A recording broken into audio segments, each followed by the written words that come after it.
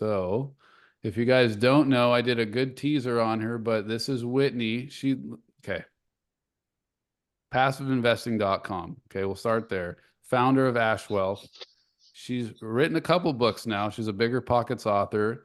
I read the Generational Wealth, Money for Tomorrow, How to Build and Protect Generational Wealth. That was awesome. I mean, it like opened up some big doors for me and made me really think about some things there. So, and obviously she's got quite a bit of real estate and assets, partners and different things. I'm sure, like I said, you guys have read all that. So, whew, wow, yeah. Someday I wish to have this kind of yeah background on me, Whitney. It's pretty amazing. So, without further ado, we will welcome you to the show and or the call, whatever we're going to call this. And let's get started, Whitney. And again, Whitney, however you decide to do this, we're all open to however is easier for you. So go ahead. Let's do this. Yeah, definitely. And yeah, everybody can have this size of portfolio. Honestly, this is like 23. What you see now is the course over 23 years.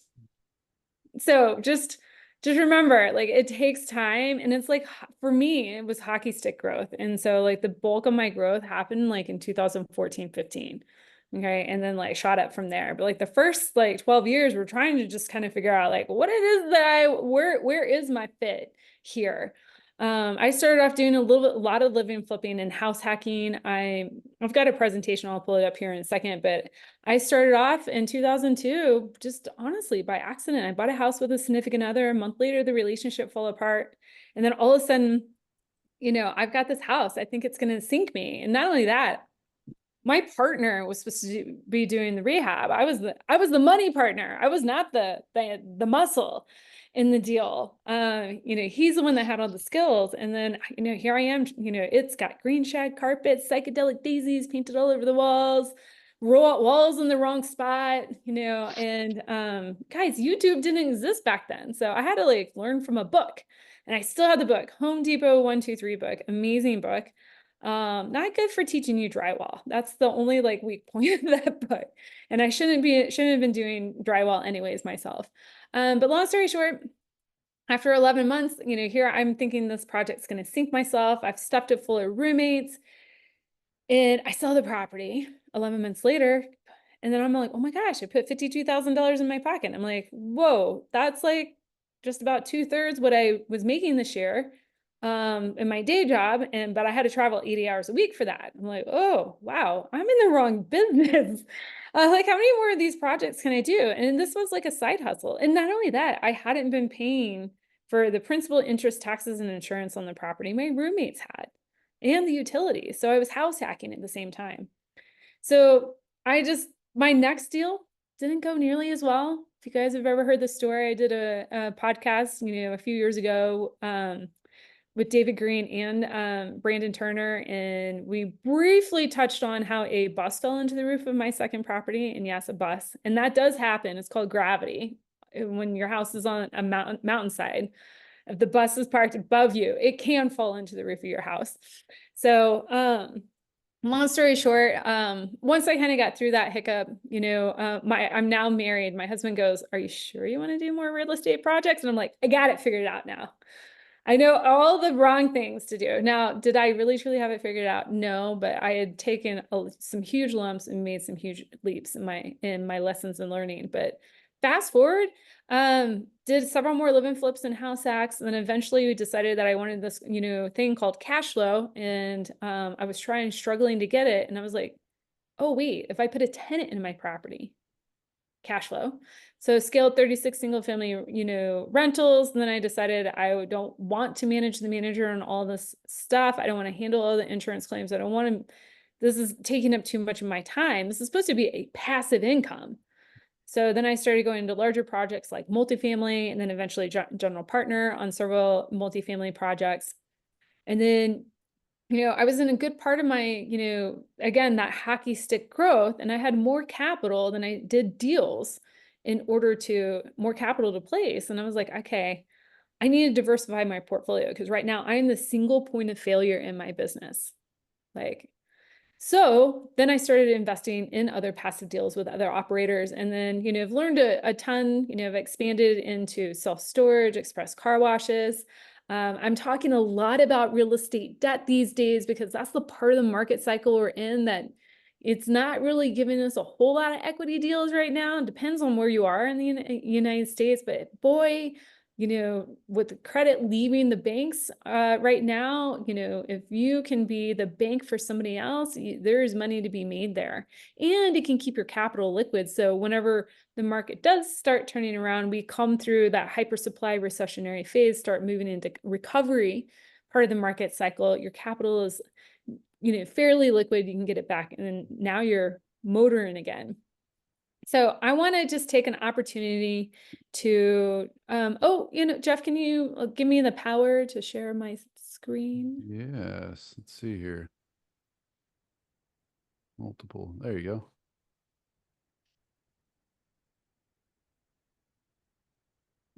Let's see here. Awesome.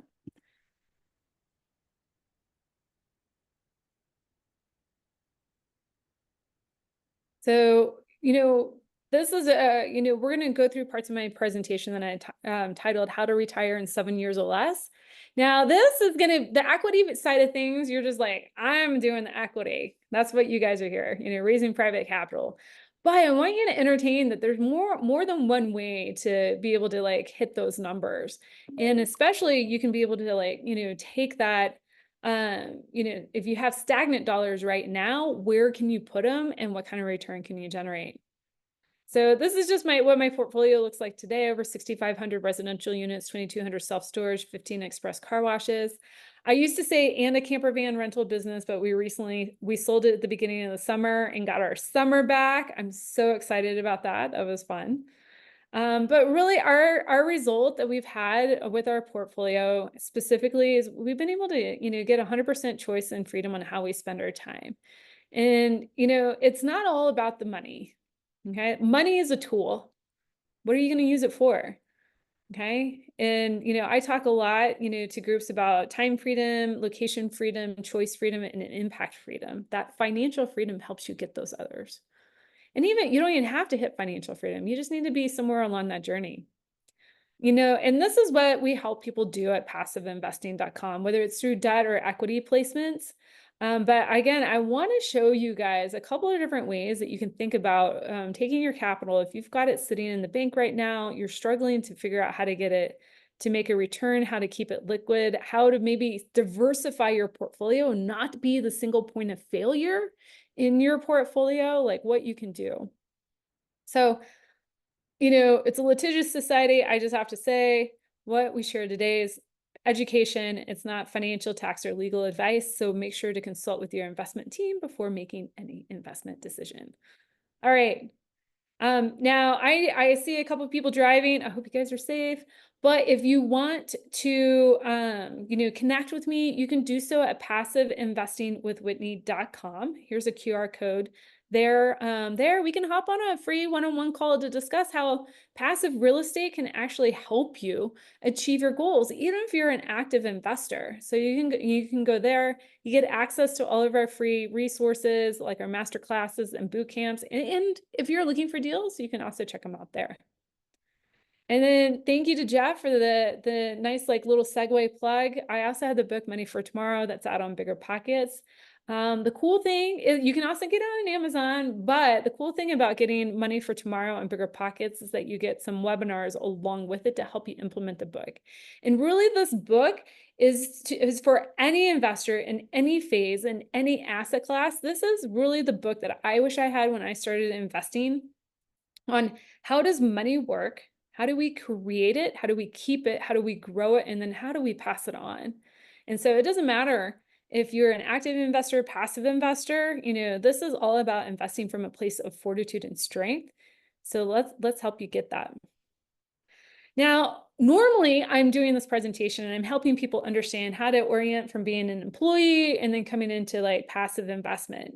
I don't think we have to, you guys, if you're here in a group called Raising Private Capital, like you're already trying to figure out how to disassociate potentially from your day job. But guess what? As an active investor, raising private capital, what do you have? Another job, okay? Until you figure out how to scale your business to the point where you're not needed, you're either employed or self-employed. Okay, so we still have to, a lot of this information is still relevant, okay? And so what does it come down to whenever you're trying to make this shift in scaling your portfolio, moving from like doing all your own deals yourself to actually being an investor in other people's deals too, or even scaling your business as such to where you are not needed, is it comes down to those habits that decide your future. Okay, so this is a great quote by F.M. Alexander. If you follow the One Thing at All, like by Jay Papasan and Gary Keller, you've heard this quote a bazillion times. People don't decide their futures, they decide their habits that decide their futures. And it's really no different when it comes down to investing, okay? Whether you're doing it actively or passively. Have you made every function of your business a habit? And do you continue to review those habits and scale them? So again, here are 3 questions that I love starting off people with. Like, if you're an active investor, I want you to take a snapshot and ask these questions now, but also I want you to put your hat on and ask them with 20 years from now. Okay? Because a lot of this I did too. We have to start off as an active investor in order to get the capital to eventually grow our portfolio so we can be a passive investor. Okay? How do I take those active chips off the table? How do I build my net worth? Okay, so at some point in day, I can be like Warren Buffett and just like snap up companies and buy them and somebody else operates them, right? Okay, so the questions really boil down to, again, we need to come up with a habit of asking questions. And these are the 3 main questions, and I'll break them down for you. But what do you want? Why do you want it? And who do you have to become to get it? Okay, so let's start off. Like, what do you want? I would love for everybody that's sitting down, if you're driving, please don't try to type. But what do you want? As an active investor today, what do you want? And what do you want 15, 20 years from now? And the reason why I ask is because I bet you some of you just want to be an active investor for a season. But you want to eventually figure out how to not be an active investor. There might be 1 or 2 of you that are like, yes, I want to be like, the next person that's featured on like, HGTV. Like, I want to be active investing like for my whole life. I just love, breathe, and drink real estate. Go over to the chat box and let me know.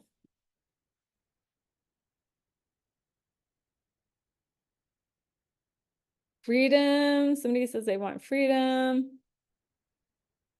Okay, but what freedom? Time freedom, choice freedom, freedom to travel, freedom for what? Like, if you just want freedom, you're in the United States. Like, you've got, inherently like some freedoms. Like family freedom. Okay, there you go. Awesome. Okay. Guys, this is going to be so much more beneficial if you guys are participating. So I really encourage you to do that. At the very least, if you're shy and you don't want to share with the group, take notes like, at your desk. Location freedom, freedom to connect, connection, okay? Financial freedom. Okay, awesome. I love the fact that you say connected, Coach Ty, because the next question is like, why do you want it? Okay, and a lot of people have a hard time answering this. Okay, why do I want it? Well, right now, like, I have these pressures on me. I just want to be out of my day job, right? But what is the future why, right? We have to answer, what do we want now? What do we want in the future? But also, why do we want it now? And what are we building for in the future? Okay, these are hard questions. All right, but this is going to help us build the right business and put us on the right trajectory. Now, if you're having trouble answering the question, why do I want it? I want you to then ask an alternative question. When you hit the scale that you want to hit, what emotion are you going to have? You guys put it in the chat box. I'll tell you mine if you tell me yours. What emotion, how do you want to feel when you hit your goals, when you hit success as an active investor? Joy, excitement. Okay, awesome.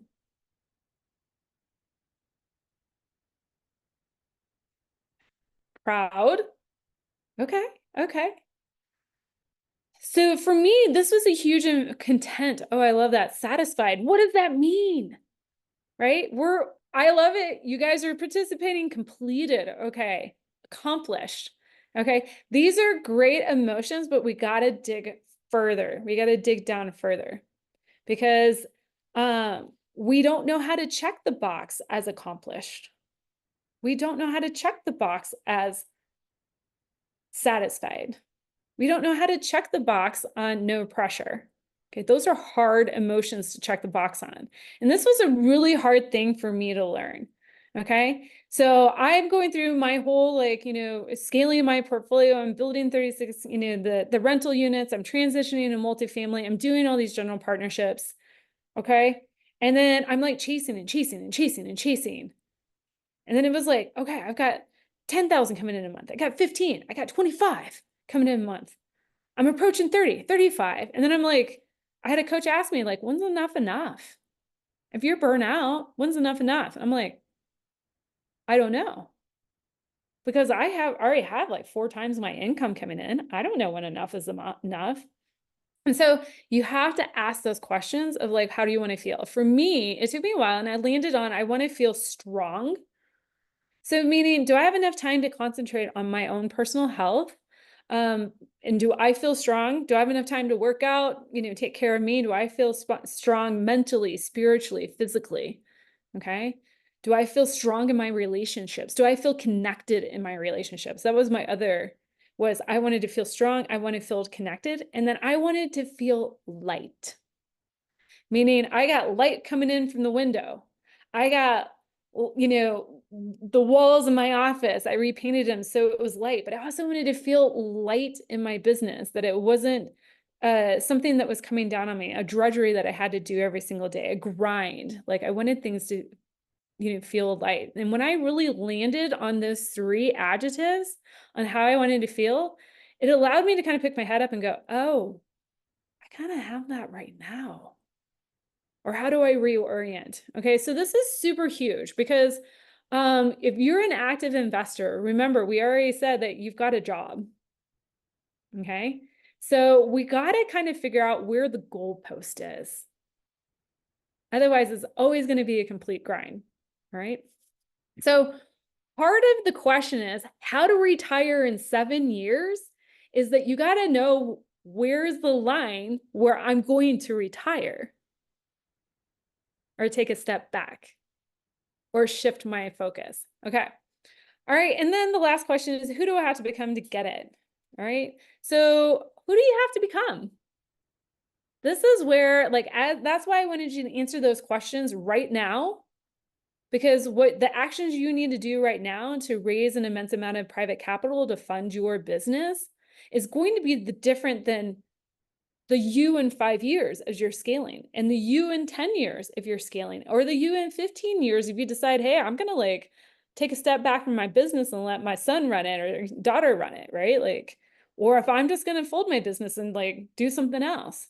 Okay, so what is that mindset? Okay, is your identity tied to either your day job? How many of you are still working in W-2 jobs? Go to the chat box, put me. Or no, if you're not. Okay. Me right now, I love that. Not somebody who's got ambition. They're just like, oh no, that's not going to go on for much longer. Okay. So we have to figure out how to untouch our identity from our day job, because guess what? We've been programmed to grow up, go to school, get a good job, contribute to our retirement account. Nothing wrong with that, by the way. Okay, nothing wrong with that narrative. But if we're going to become somebody else, we got to break the narrative. Okay. No, kind of. Okay. So we have to break our identity from our job. But that also means that as we start scaling our active real estate investments, if you, going back to what you want, if you're the person that is going to be actively investing in 20 years and still raising private capital for all your own deals, dude, tie your identity all day long. But if you're the person that's going to scale out of your business, we need to think in phases so you don't get trapped. Okay. Mindset. Another thing, learn how to take calculated risks, learn how to manage fear. If you haven't checked out Tim Ferriss's fear setting, you know, I mean, this is like 15 years old. It's amazing. And I think Tony Robbins also took it as well. But like, he has a fear setting exercise. Like, if you're like, you know, nervous about what kind of, you know, can I actually like afford to take, you know, a move on this deal, fear set it, right? Like, learn how to take calculated risk. For people that are investors that are trying to scale like a long-term business, maybe your mindset needs to be, how do I become a cathedral thinker? Meaning you're not going to get done everything done in the next 12 to 24 months. It might take you a while. Like, how can you fall in love with the journey of building your business? And then who do you have to become? What skills do you need? Okay, you guys go to the chat box. In your business right now, what skill are you missing? And it can be either a skill that you need to learn or you need to hire for. What is the one skill in your business that would make everything else unnecessary? Systems. Lexi, an amazing book called EOS and Traction, 2 books. Tons of systems in there. I mean, if you want to get more specific, lead gen, awesome. Okay, what are those systems? Marketing, focus. There is a book called Focus. There, Jeff. Okay, so, you know, some of these things you can hire for, some of these things that you are going to have to learn yourself. Like, sorry, Jeff, you're not going to be able to outsource Focus. So, but you might be able to outsource other things that you're doing so you can focus. Okay. So, but a lot of things that I notice investors doing, they get so ingrained in their business that they forget about their personal life. Okay.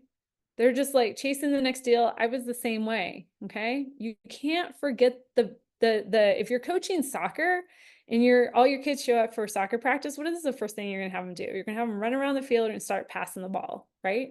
Maybe taking some shots on goals. Okay. Then you're going to start working skills. You can't forget the basics. Make sure you're exercising the basics. And for us as investors, we always need to know where we are financially. Okay. I talk about this a ton in the book Money for Tomorrow. You have to, number one thing that I see all investors, you know, not kind of flex the muscle enough on is tracking income and expenses and tracking the performance of your portfolio. Okay. If you're creating a thesis, creating a plan, making your investment decisions now before you're looking at a deal, not taking a deal and trying to make it fit your investment thesis. Okay. And then also execution. Those are the 3 big things that I find most investors, no matter if you're active or passive, they really, you know, skills that you really kind of like, you know, miss out on. And then network and relationships. Guys, how many people do we have on here right now? 15 people. Go to the chat box and put in everybody, all 15. If there was one person or type of person that somebody could introduce you to, who would it be? Somebody that could break apart your business, bust open the doors to your business right now. Who would it be? Put it in the chat box. Because maybe people are looking for the same thing and you can combine efforts. Or maybe you know somebody you can refer somebody to. Billionaire family office that wants to fund all your deals. Cool. Awesome. Brandon Turner. I know there's some people in here who know Brandon Turner. An integrator. Oh, I love that. Okay. So if you know a billionaire integrator or Brandon Turner, reach out to that person, okay, privately right now. And, you know, maybe make a connection. Just make a connection. Somebody said no clue. Okay, I want you to think about that because I want you to put it in the chat box. You got 15 people here. They're all looking to grow and connect. Let's make that happen. Somebody that has experienced my path and moved forward beyond that. Okay. But where are you on your path? Put that in the chat box. Okay. What's the next step that you need? Okay. Warren Buffett. Does anybody here know Warren Buffett? I know how to get in front of Warren Buffett. Sorry. Awesome. Okay. So any group you go into, I want you to go into that group with figuring out like how can you make connections and not only get but to serve. So anytime I go into a group conversation where I'm a participant, I always put in the chat box, is there anything that I can help serve this group? Like if I can make one connection, what would it be? And it doesn't mean that I have to make the connection. I just say, if I can make one connection, what would it be? And I just start the conversation going. And then I make a concerted effort to connect one or two people to like who they're looking for. What ends up happening is that other people in the group will chime in and be like, yeah, I know that person. Oh yeah, I got that, right? Okay, give value, gain value. Absolutely, I love it. Okay, so let's move on. So we had to orient around that part about mindset, right? Okay, so give me 2 seconds.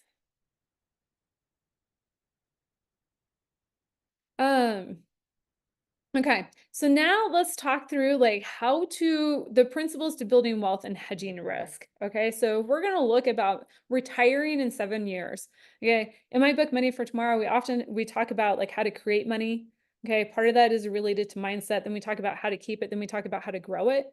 Okay, I want to give you a little bit of primer because if I get into the math on how to retire in 7 years by utilizing either investments and other operators deals or leveraging other deals, in a temporary situation. So until you get your next deal, we have to like orient around like what those wealth pillars are.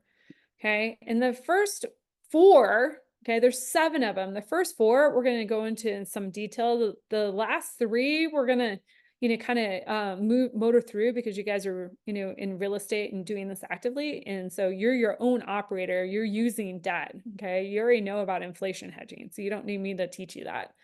But the first 4 is if we're going to do investments actively or passively, if we're going to get the most out of that investment, we want to make sure it preserves capital, creates cash flow, pulls equity levers, and has tax benefits. Now, if you're doing active investing, you're going to lose a couple of those pillars in wealth building. Okay. So that means you got to be really careful about where you're at in the market cycle or supplement with other investments that are going to support that wealth pillar. Okay. So number 1, capital preservation. Okay. Make sure that you're investing in markets, where the population's growing, jobs are growing, incomes are growing, poverty is coming down, crime's coming down, that you have good tax structures that are favorable to you, insurance that's favorable to you. How many people are investing in Florida right now? Anybody? Okay. I have been just astounded with like the insurance. Somebody said kinda, the insurance, like has almost doubled and tripled like overnight. And yeah, sorry, Jose. Sorry, Jeff. Yeah, it's kind of hard, right? So, if you're actively investing, yeah, you might think about looking at other markets or creating another farm market, complementing that. Okay. Make sure to take care if you're going to preserve capital, especially if you're getting like a fix and flip or anything like that, that you are investing in markets where there's comparable sales higher than yours. Have great reserves on property. This is not the phase in the market to go into a deal without reserves. Are we at the bottom? I have no idea. But I can tell you we're not at the top. We're somewhere in the hyper supply recessionary phase. Some markets might be approaching recovery phase, but make sure, regardless, have those reserves and don't invest your reserves. Okay. Normally, I'm giving this presentation to a passive group of investors. So if they're investing, if you're and this is maybe a great point to make, if you are raising private capital and you raise reserves, don't invest the reserves. Okay. So, I mean, if you put them in like a high yield savings account to make a couple extra percentage points, fine. Okay. A money market, maybe. But this is, I mean, I've seen, operators get tanked because they invested their reserves in like stocks and Bitcoin. Okay. Not the time to do that. Okay. All right. Cash flow. All right. I know if you're raising private capital, more than likely I don't know if people are flipping their deals or if you're flipping to hold your deals. But if you can get this wealth pillar, okay, make sure that, at least your deal, if you had to rent it out or whatever you're doing, if you had to if it's a self-storage facility and you just had to get tenants in there, that if you could break even or cash flow a few dollars right now as is while you're building your business plan, all the better. If you're negative cash flow right now, again, I don't know exactly where we're in the market. I would make sure that you're expecting to see more softening before you see a recovery. Okay. Equity growth. All right. If we're raising private capital for a deal, we're probably doing it because we're hoping to get paid on this part of the capital stack. Okay. So this is, and remind you, I'm presenting these pillars to you as if you are doing this for your deal, but your investors are actually looking for this too. And if you're investing in somebody else's deal, you should be looking for these pillars as well. Okay. So make sure you have a business plan that's going to increase the NOI. If you're doing an active deal, I'm guessing that you all are doing that.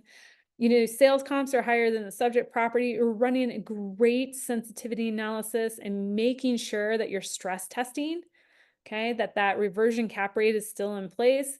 In some markets, that we're still going to see, especially if your market has an even supply demand metric, or if you're going to see hyper supply through 2025, make sure that you're maybe putting in not just 10 basis points per year, but maybe even 20 or 30 until that supply is absorbed. Okay. If you're offering waterfalls to your investor, or if you're looking for deals, make sure that there are no splits, or the splits are favorable to the GP, and that investors are looking for no GP catch up right now. Okay. So they want to make sure that they're aligned with you. And if you're looking at other deals, you want to make sure you're aligned with the general partner. Okay. And reasonable fees. I've seen a lot of people that are raising private money right now that are charging insane acquisitions fees. Okay. We need to stay aligned with the person that we're raising money from. Okay. So don't fee your deal to death. And again, if you're going somebody else's deal, you want to see that as well. And then tax benefits. Okay. We want to see depreciation, accelerated depreciation, bonus depreciation. We want to share that pro rata, at minimum pro rata with our investors. And if we can do it, offer a 1031 exchange, that will just set us apart from the rest of the competition. But again, these are the pillars that you need to build into your own portfolio, right? Because if you're doing your own deals and you're doing only fix and flip and you have zero cash flow and zero tax benefits, you need to consider adding deals that are going to add cash flow to your portfolio and maybe give you some tax benefits so you can offset your capital gain, right? This is how we're going to retire in 7 years, is by creating a nice balanced portfolio. Okay. Smart use of leverage. You guys are doing your own deals. I don't need to hammer this home, but this is what investors are looking for right now. Okay. They're really focused on fixed interest rates or, adjustable rates with nice long caps on them, at least a 3-year cap if you can get it. I know a lot of people don't want to pay for a 3-year cap right now. They're hoping that it comes down. Inflation hedging, that's why we're in real estate. All right, now let's talk about the math. Okay, now I want you to look at the math in 2 directions. One is, what is your investor looking for? Somebody that you're raising private capital, what are they trying to achieve in their portfolio? But 2, I want you to look at this as, hey, if I took just some chips off the table every year from my active investing, I can scale a nice, nest egg on the side. Okay, so this requires that, though, we know our goals. This is where we have to set. So we have to know what level that we're trying to achieve here. Okay. Are we trying to achieve financial security, vitality, independence, freedom? You guys, let me know earlier. How long are we taking to achieve it? Is it going to be 3 years, 5 years, 7 years, 10 years? Okay, you guys are active investors, so you guys are building businesses. I want you to have that cathedral thinking. What are you doing this year, the next 5 years, 10 years, and 15 years? You should be at minimum casting a 15-year vision. Okay, what kind of risk are you willing to take to get your return? Okay, to hit that timeline. Most investors, active and passive, are not rooted well. They're not aligned. They want to get a 15-year return in 3 years. Okay, we need to be aligned. Right now, we're not in that part of the market cycle. But here in a year or two, we're going to start seeing that recovery and growth. Okay, that could be a very nice time to readjust our vision. And we'll talk a little bit about return on time here in a second. Okay, so we're going to retire in 7 years. Okay, your investor raising private capital, they have a choice right now. Okay, the choice is they are scared of the market environment. They're going to lag at least 3 to 6 months behind where you need them to be. So you're going to have to do a ton of education on the market cycles, when does smart money come in, and also help them understand their options. Okay, so you might not get an equity investor, but you might get a debt investor right now if you can offer the right terms. Okay, so here's this is an example that I show somebody is, if this is an investor that's say sitting on $500,000 in their retirement account, if they invested $500,000 into a debt fund that yielded just 9%, and they were able to add 100,000, somebody who has $1 million in their retirement account could probably add 100,000 each year. Okay, they're going to make a nice, healthy cash flow from their investments by the time that they want to, in 7 years, when they want to start drawing on them. Okay, they're going to be making like $160,000 a year. Okay, if you can bump them up from 9 to 10%, that's what they're going to get in debt funds right now. That's your competition.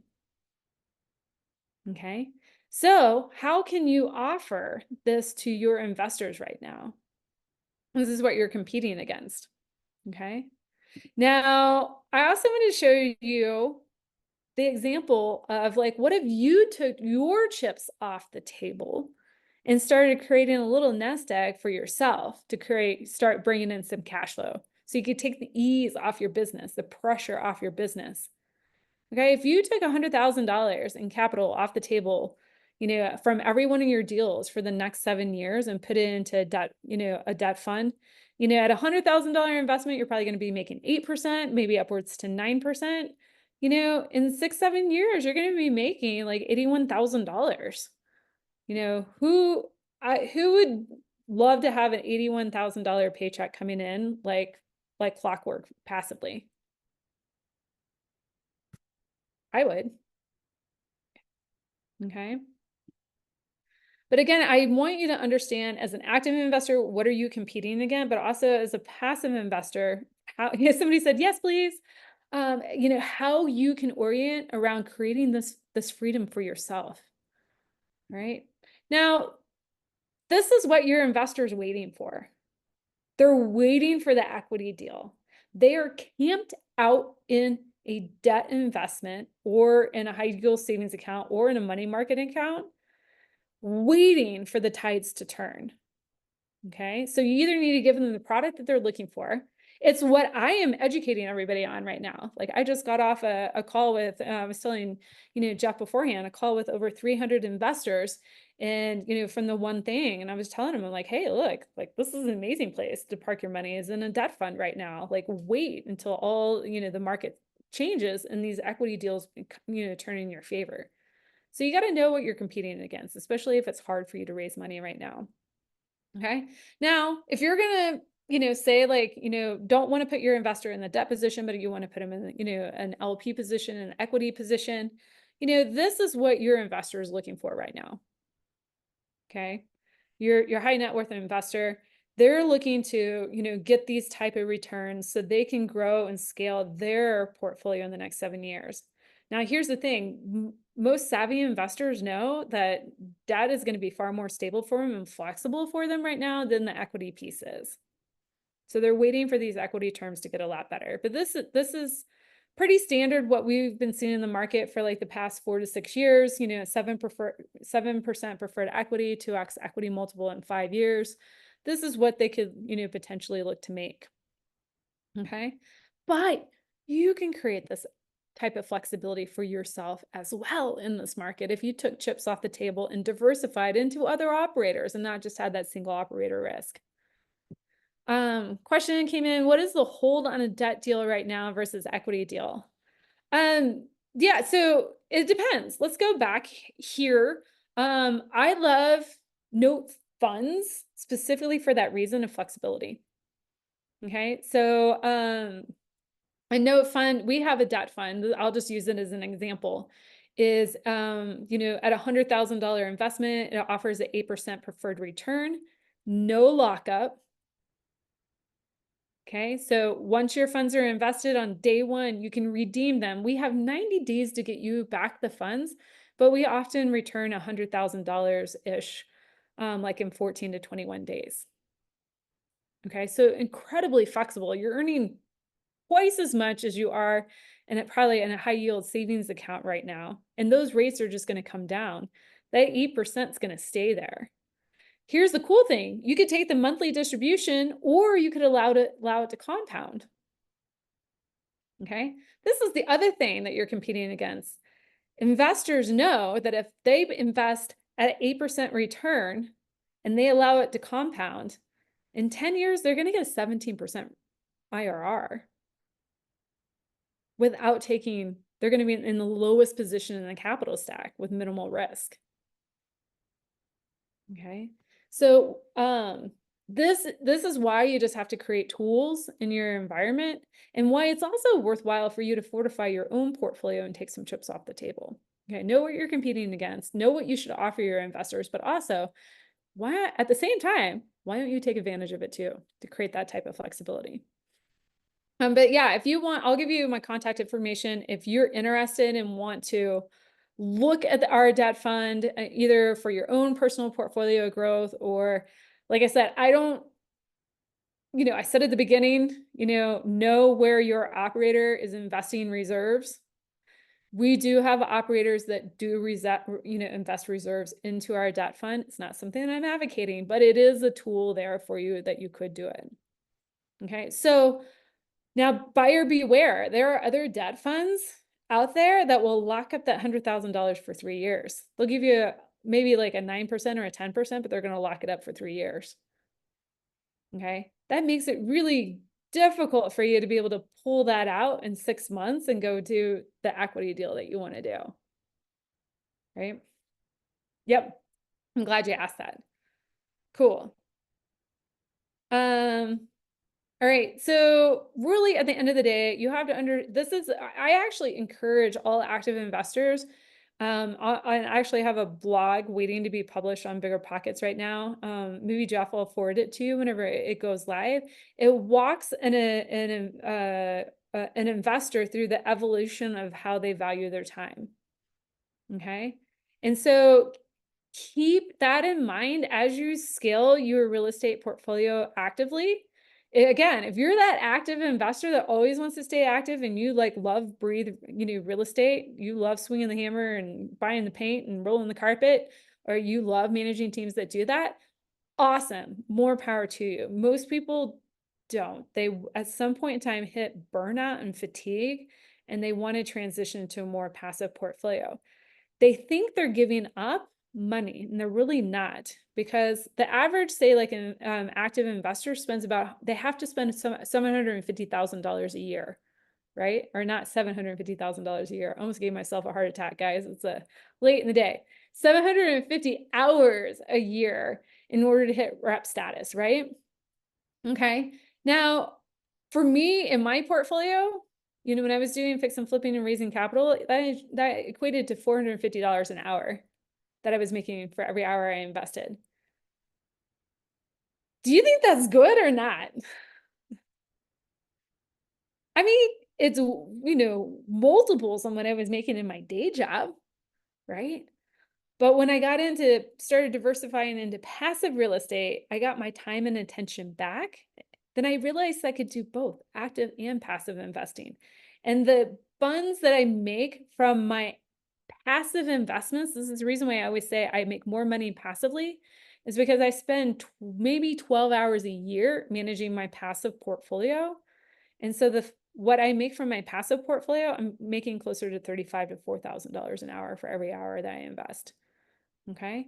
But it allows me the cash and the time and intention to go do my active deals. Yeah. Oh, somebody said if you paid that yourself first, but most people don't. Yeah. Well, okay. That's where we get into the book Money for Tomorrow, how to build and protect generational wealth for sure. You guys are the expert. This is the 7th pillar. Be the expert in your space.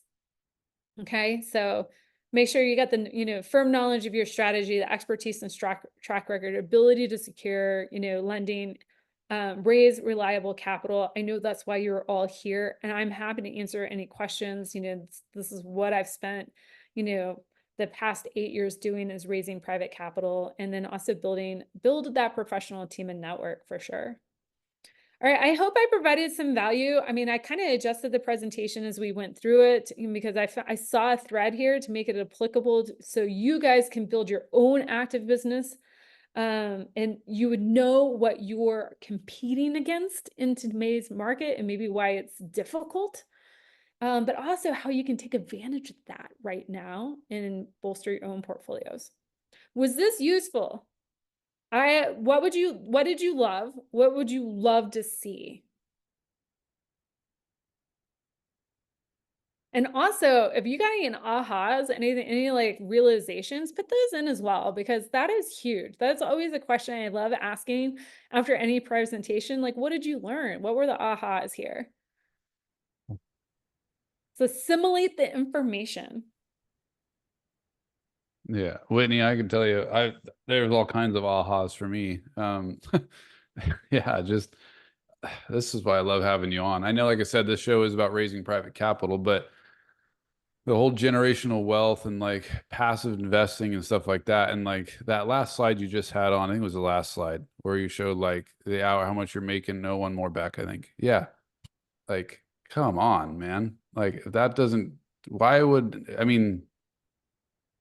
Yeah, almost. It's a journey, Yeah. right?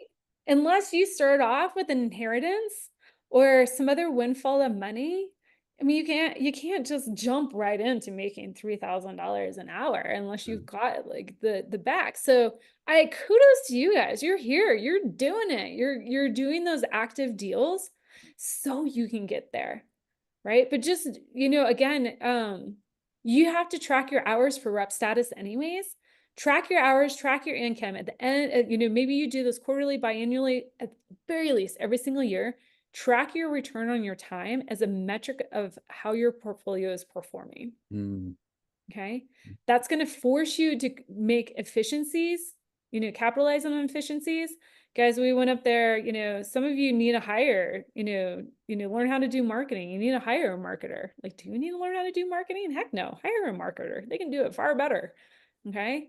Maybe it's just like a part-time person for right now. You know, maybe you need a CFO. Can you get a fractional CFO right now? But eventually look how you can scale into like building out your portfolio to where you can take advantage of this passive dollar, the passive return on time. Yeah. Yeah. And that's the whole thing for me. When, I'll say it straight up because it's been something I struggled with. And I think a lot of us on here are the same way is, okay, when we want to scale, we have to almost sometimes get out of our own way. Especially like you were saying too, in the beginning, when you started, you had the Home Depot. I think I saw that book too, that 1, 2, 3 or whatever it was, Home Depot book they sold.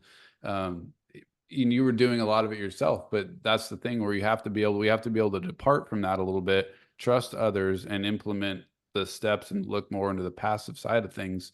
And that's where we're going to grow, because we just got to, at this point, know we can't duplicate ourselves. Like, oh, well, I'm going to make a bunch more Jeffs to go out and do all this other stuff. That's obviously not going to happen, so it's the trusting and getting out of our own way. I feel like a lot of times um, to understand better how we're going to grow and how we're going to get to that point where we can step back, like a Michael Bloomberg or Warren Buffett or some of these people. I mean, yeah, they've all started. I think a lot of them started at that point where we did. We worked the grind and work through it, but then you have to continue to move. And I feel like that's that kind of identity step too. You have to go like, who am I now? I was this person, but if I want to get to this level, I need to be this person now. And I need to start thinking this way in order to continue to climb that ladder to where now all of a sudden I can sit back and see the passive income growing, right? And then, like I said, the $3,000 an hour, that's it blows my mind. It just does. It's cool. And I think a lot of people on here saw that. I think Ty said that too. Yeah. The passive investor hour is wild. And she was like, I needed to diversify. So, um, wow. Yeah, Yeah. Thank you. Thank you. Thank you. This has yeah, just been sorry. absolutely amazing. Go ahead, Ty. No, I was just gonna say thanks, Whitney. It's a lot of permission given, and you didn't know you were giving it. But the other piece of it, I think, is it's good to hear that some things are working. And so I talked to a lot of folks who, I won't say a lot, but enough to say, hey, they want to raise, they're willing to invest with me or with whatever project. But it's good to be able to show like examples of things that are working. Those that are new to investing and want to invest with you because they believe in you and maybe not necessarily your project, just knowing that there's things that are still working. And I think we hear a lot of what is not working. And I just think, for me personally, to have a presentation where someone who's done it has the receipts, but saying, hey, it still is working. It may not be getting ridiculous, ness in the percentage, but there's still something that's working. I think it's helpful for those who truly want to invest in our projects and just aren't sure. Like as you mentioned, as we structure it right. So we appreciate that. Yeah, negative news travels so fast. It's so sticky. I mean, that goes for nearly any subject. When I was managing retail chain pharmacy and, I had over 72 employees at one point in time.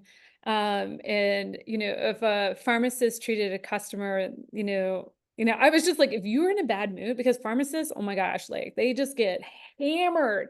It was one of the most thankless jobs I know out there. And you wouldn't think that, but they just get hammered. They get it from the insurance companies, they get it from the customer because a customer doesn't come to a pharmacist because they feel good. Like every customer is coming to a pharmacist because like they have something wrong with them, right? There's some sort of health issue going on. Now, okay, anyways, I'll put a pretty bow on it. I was just like, just take a deep breath, don't say anything, because if we get a negative review, like that is so much harder to turn around. That's going to travel so much further for your business than it would be if you had, it's going to take 10 positive reviews to like counteract that one negative. And that's what we're experiencing, in real estate. There's two things. There were a lot of people that should have been operating that were undercapitalized, didn't have the reserves, didn't know what they were doing. Okay. It's like the tide goes out, we figure out who's swimming naked. A lot of that happened. Okay. But investors, okay, people that you're trying to raise money from, they're talking about the negative stuff. I mean, I have 2 deals in my portfolio. They're not real estate deals, but two debt deals in my portfolio, like an ATM fund and a Bitcoin mining fund. Like that news is negative. It's all over the place. Nobody asked me what's going right in my portfolio. I got 67 other deals, passive deals. That's just the passive side that are going just fine. Yeah. Right. So I totally hear you. Like, you got to combat a lot of the negativity and just prove it. This is where it's super hard. You need to build a slide like this. Mhm. This is your business plan or part of your business plan. Highlight how you're the expert in order to be able to raise that money. Yeah. And if you have a hole here, like if you're just starting off and you know the strategy, or, if you got any sort of hole here, this is where you partner. That's how you fill the hole. Wow. Yeah, this has been life-changing for me. I can tell you there's some things in here I definitely need to seek out and learn from. This has just been very motivating. Whitney, wow, like Yeah, last my time pleasure. too. Dude, thank you. Seriously.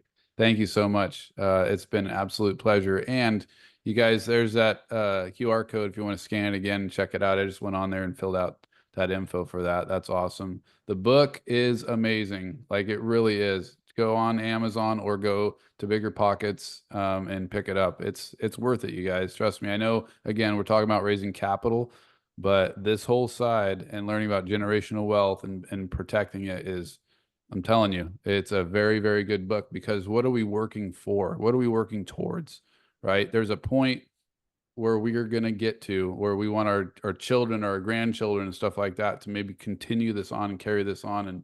And that's what's all that work for is it gets us to a point, but then do we want to continue that on? Do we want to pass that on to others and learning about that? And it just, the idea of that is great. So the book is good. Definitely get the book.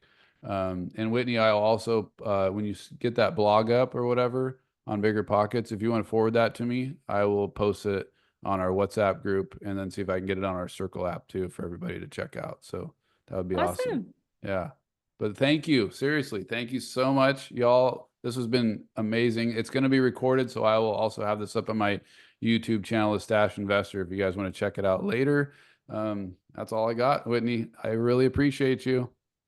Absolutely. I'll just drop in my email for those. I know a few people have already taken off. Yeah. But that way you guys have it. If I can type, there you go. Perfect. Yeah, if you have any more questions or you want to reach out to me, you've got the QR code. You can also email me. All right, guys. Awesome. All right. Thank you. You guys take care. Thank Have you. a good rest of your week. Yeah. All right. See y'all.